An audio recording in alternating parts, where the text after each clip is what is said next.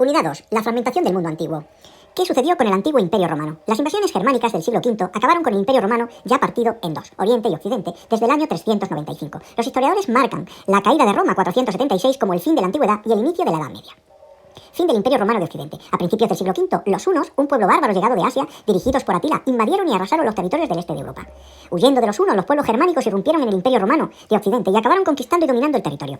Desde finales del siglo V se formaron diversos reinos germánicos independientes y rivales entre sí. Los ostrogodos ocupan Italia y Dalmacia, los visigodos, sur de la Galia, y más tarde Hispania, los francos en la Galia, los burgundios al este de la Galia, los alamanes se establecieron en el Rin, los anglosajones se expandieron por Britania. Formación de los reinos germánicos. Los pueblos germánicos tenían unas formas de vida y costumbres muy diferentes a las de los romanos. No tenían escritura, ni leyes, ni una estructura de Estado.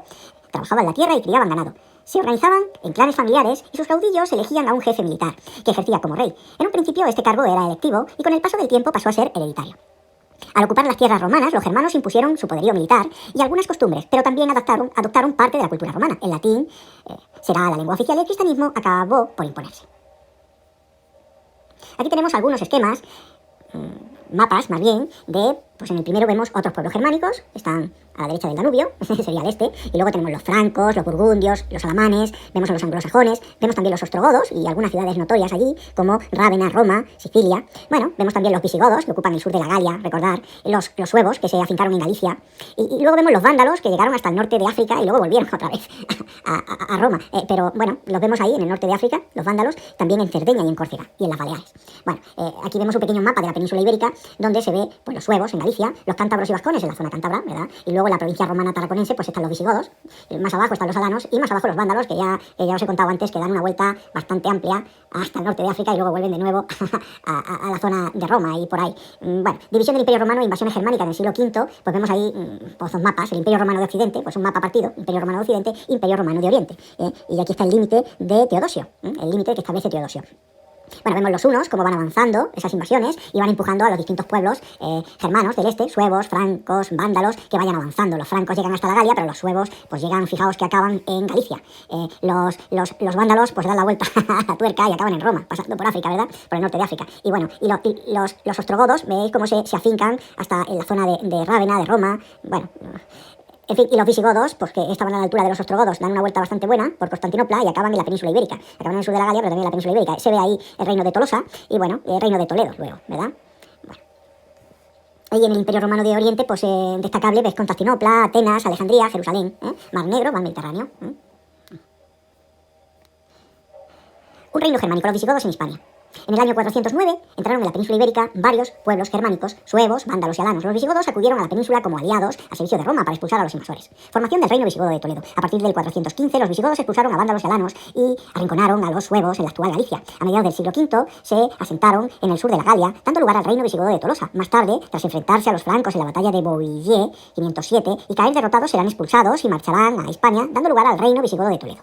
Organización del reino. Pese a ser poco numerosos, 150.000 sobre una población hispano-romana de 6 millones, dominarán a los hispanos y se repartirán parte de sus tierras. Junto a los grandes propietarios hispano-romanos constituyeron el grupo social aristocrático y privilegiado. Así, la monarquía visigoda consiguió establecer un reino que se fundamentó en una monarquía fuerte, en principio electiva, pero se transformó a menudo en hereditaria. Para gobernar, el rey se apoyaba en instituciones de gobierno como el aula regia, órgano asesor formado por nobles y clérigos, y los concilios de Toledo, asamblea de carácter religioso y civil. B. Control de todo el territorio peninsular, con la expulsión de los suevos, Leovigildo, y los bizantinos, Suintila. C. La unificación jurídica y religiosa entre los hispanorromanos y visigodos. El rey visigodo Leovigildo permitió los matrimonios mixtos. Recaredo logró la unidad religiosa al convertirla al cristianismo. Hasta ese momento eran arrianos, no creían en el dogma de la Santísima Trinidad. Recesvinto logró la unificación jurídica al establecer una única legislación para todo su reino, el Liber Judiciorum, 654. Sin embargo, a principios del siglo VIII, las disputas nobiliarias facilitaron que un ejército musulmán procedente del norte de África invadiese la península en el 711 y derrotase al último rey visigodo, don Rodrigo. Bizancio, el Imperio Romano de Oriente. Tras la caída del Imperio Romano de Occidente, 476, la herencia romana pervivió en Oriente bajo el Imperio Bizantino. La época de Justiniano, 527-565. La época de mayor esplendor de Bizancio fue durante el reinado de Justiniano, quien se propuso restaurar el Imperio Romano. Ya os he dicho, 527-565. Con este objetivo conquistó algunas de las provincias del antiguo Imperio Romano de Occidente: Costa Dálmata, Península Itálica, Islas Baleares, sur de España y parte del norte de África. Continuando con la tradición romana, Justiniano concentraba en su persona el poder político, militar y religioso. También, os he dicho, recopiló las leyes romanas en 12 libros que dieron lugar al Código Justiniano. El imperio gozó en esta etapa de una gran prosperidad económica gracias a la agricultura y al comercio en el Mediterráneo. La orientalización del imperio. Durante los siglos VII y VIII, Bizancio perderá gran parte de las conquistas de Justiniano. El imperio se replegó sobre su zona oriental, se helenizó y el griego se convirtió en la lengua oficial. En los siglos IX y X, una nueva dinastía, tenemos que investigar quiénes son, recuperó parte de las tierras perdidas con anterioridad y estimuló la recuperación económica. Este periodo fue conocido como la Segunda Edad de Oro de Bizancio. El emperador, Basileus, en griego, gozaba de un poder absoluto y era la máxima autoridad del mundo romano y de la cristiandad. Pero las diferencias entre las iglesias de Oriente, ortodoxa, y de Occidente eran muchas. Ceremonias religiosas distintas, los sacerdotes se podían casar, el Papa de Roma no tenía poder sobre la iglesia bizantina. Era el emperador quien convocaba los concilios y designaba al patriarca de Constantinopla. El declive de Bizancio comienza a partir del siglo XI. El imperio irá descomponiéndose lentamente debido a los ataques de los ejércitos turcos. Finalmente, la capital, Constantinopla, fue conquistada en 1453 y el imperio bizantino desapareció. El Islam. La Arabia preislámica. La península de Arabia se encuentra al suroeste de Asia y separada de África por el Mar Rojo. A principios del siglo VII, gran parte de su población la componían los beduinos, que eran nómadas ganaderos y vivían formando clanes. Las principales ciudades eran la Meca y Medina. Su pujanza se debía a que eran importantes centros comerciales. Antes de la aparición del Islam, los habitantes de Arabia eran politeístas, pues adoraban a ídolos y a fuerzas de la naturaleza. En la Meca se encontraba el santuario de la Kaaba, que aún es venerado por los musulmanes. Mahoma nació en la Meca sobre el año 570.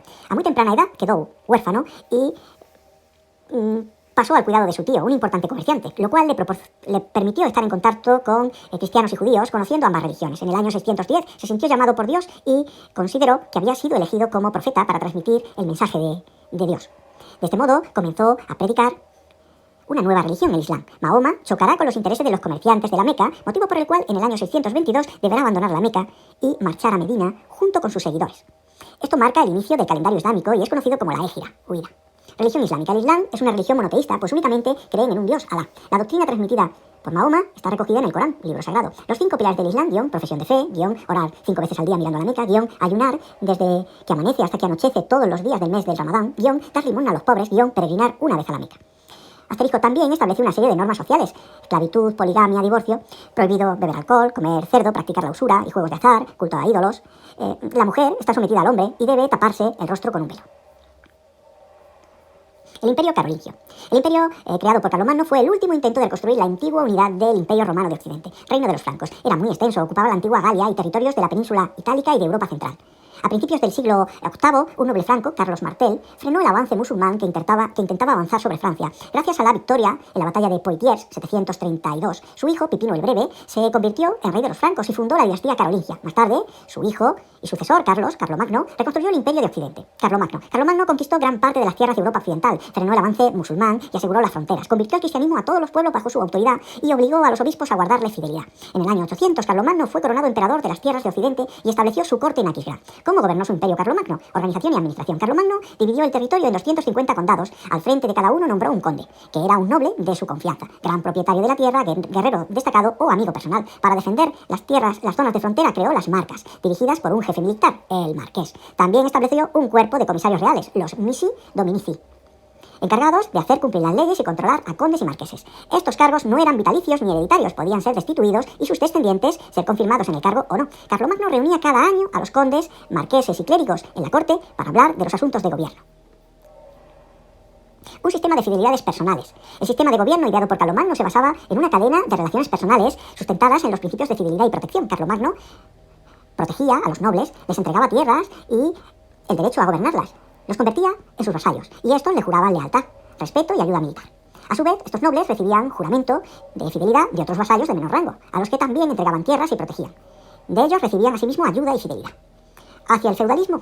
Tras la muerte de Carlomagno, la corona pasó a su hijo Luis, el Piadoso, quien al morir repartió los territorios entre sus hijos Luis, Lotario y Carlos. Lotario, el primogénito, recibió el título de emperador e intentó imponer su autoridad, pero sus hermanos se rebelaron. Le vencieron y le obligaron a firmar el Tratado de Verdún.